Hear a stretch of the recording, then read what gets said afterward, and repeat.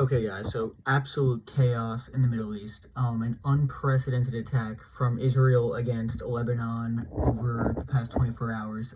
I mean, it's just unbelievable the scale of this attack. I mean, it's completely unprecedented in modern warfare. So basically, 4,000 wounded. That's just to start off, 4,000 wounded plus. Dozens of deaths. It seems, I believe right now the official total is like 13, but I'm sure those numbers are surely to rise. I mean, it's pretty insane. It's flat out insane what happened. So basically, the communication devices that are used between Hezbollah, the organization in Lebanon, like they're basically these things called pagers. Anyone who's younger might not know a pager is basically like a communication device that was used before phones, and basically it was pre-programmed in with explode. Again, it's unclear what the specific programming of the devices were, but they were some sort of explosive. I believe the official sourcing now is saying that the lithium battery was pre-programmed to all heat up at the same time, and which caused the explosion. But basically, thousands of these Hezbollah officers had these pagers, and Mossad, I'm assuming, was able to program it to detonate at a specific time. I mean, it's unbelievable. So tens of thousands of these pagers detonated at the same time, which was, again, the interesting thing here is it was given by Israel at a certain time to do this. And that's the big question of this. Why did Israel decide to do this now as opposed to a month ago? Because these pagers were actually, again, one thing that's not really being discussed that much, the pagers were given to for security concerns. It was transitioned out from phones because Hezbollah was worried about something like this happening with phones. They thought it would be way more secure with pagers, which obviously they were very mistaken, to put it mildly. So the pagers all detonated at the same time. And the thing that's unbelievable about this is before it detonated, a lot of the injuries we're seeing are facial injuries, and we're seeing hundreds of people who have gone blind from this, where it beeped 3 times, I believe, before it detonated. So you had, it was beeping 3 times. They probably thought, okay, a message is coming in. They look at their phone, boom, or either the pager, and it explodes in their face. Unbelievable attack here by Israel, and it's remarkable, and it's a massive escalation here in the Middle East. I mean, what happens next is it's a dangerous time, and I feel like the thing that's not really being discussed that much in this attack, which for me I feel like should be the lead story here.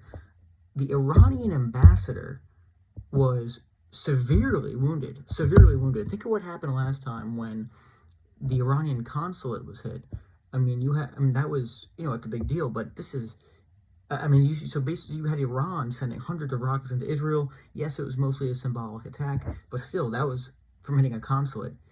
The Iranian ambassador was not just wounded. Now reports are coming in that he has a complete loss of vision. His face was blown to smithereens. He lost an eye. This is the Iranian ambassador to Lebanon, which is a major ally of Iran.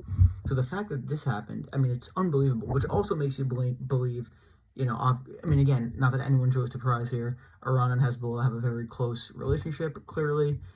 But, he probably had a pager. Again, the initial reports were maybe his bodyguards had, but the fact that he had a facial injury makes you believe he himself had a pager that he was looking at that detonated in his face. But remarkable. The ramifications from this are going to be unbelievable. You'd have to think that Iran would respond to it. They still haven't responded for the Hamas leader who was killed in Tehran over a month ago now. So I don't know how Iran does not respond to this, but we will see what happens here. This is just truly remarkable times. And honestly, not just, getting it back to U.S. politics here, probably the last thing that the United States wants in terms of Kamala Harris's election chances. A war in the Middle East would be one of the few things I think that could really hurt her campaign. Again, the peace talks, we're talking about a ceasefire, trying to get to. I think that is completely out the window now. I don't know how that's even possible at this point. Again, since then, there's been no response from Hezbollah. Again, by the time this video comes out, it's possible that there has been a response, but there's been no major response yet from Hezbollah or Iran. But you have to think it's coming.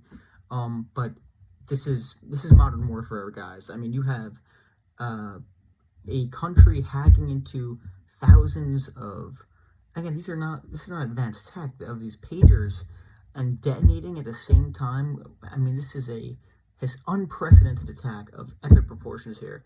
Um, so it's going to be interesting how this develops here in the Middle East over the next few days. I believe a bunch of airlines are already canceling flights into and out of Tel Aviv and Beirut as well. There's speculation that Israel might go ahead with a ground invasion here. I mean, there's so much unknown right now, but one thing is for sure: this is a massive escalation, and it's not going to be. It's very dangerous times. And again, I think the most interesting thing to take away from this is why now? What's the timing? Because the thing is, these pagers. Again, you never know. This is like the fog of war. I mean, you have a ton of these pagers came in. I believe it was 2 to 3 months ago. So I mean, they could have done this 2 months ago. Like, why do it now? What's the timing? What's the significance? There's obviously a reason. There was one report that's, again, you never know, but there's one report that stated that the reason why they did it now is because there were some members of the higher ups in Hezbollah that had found out what was going on. They're going to alert the higher ups. So, in terms of, okay, it's now or never. They had to make a decision to do it, or else their plan would be out the window. And again, according to other reports, is Hezbollah, if they had invaded Israel or had launched a massive attack, that is when Israel would detonate the devices. But according to reports, they had to make a decision because they had no time. But again, who knows? I mean, I'm sure there'll be a lot of information coming out over the next few days and weeks.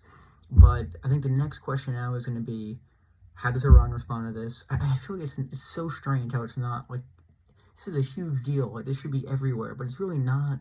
This should be the number one story in American news, if you ask me. This is an unbelievable escalation here. It's dangerous times. How does the U.S. get involved in this? Apparently, again, according to sources, the U.S. has informed Iran through back channels that the U.S. has had no involvement in this, but we just don't know. I don't think we did. I don't think the United States did, but who knows? We do not know. Do we defend Israel? Does the U.S. defend Israel in a situation where they're attacked by Iran and Hezbollah? Do we not?